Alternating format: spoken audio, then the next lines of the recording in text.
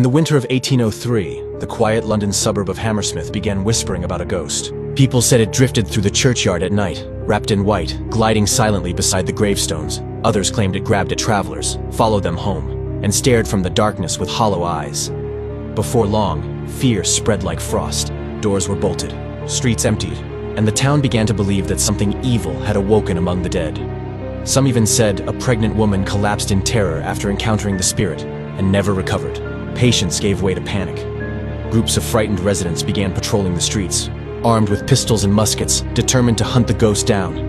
And that is when the real nightmare began. One of those men was Francis Smith, a young excise officer. On a freezing January night in 1804, he walked alone through the shadowed lanes, clutching his shotgun, heart racing at every sound. Lanterns flickered, fog rolled in from the river, and somewhere in the darkness, something white moved. What Smith didn't know was that nearby lived Thomas Millwood, a 22-year-old bricklayer. His work clothes were bright white from head to toe, trousers, jacket, apron, all spotless and pale.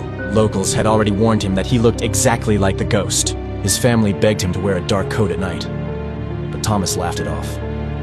That night he walked home through the dim streets, unaware that a nervous young man with a loaded weapon was searching for a phantom.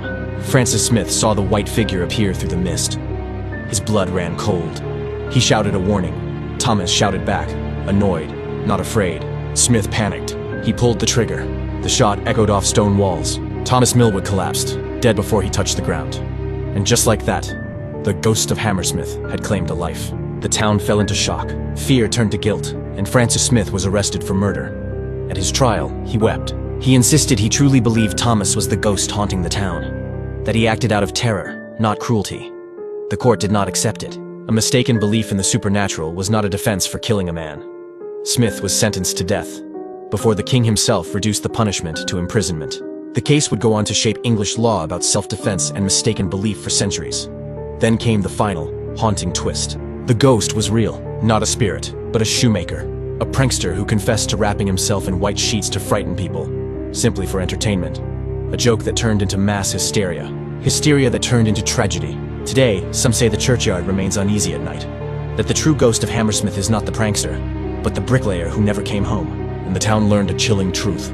Sometimes the scariest ghosts are the ones fear creates.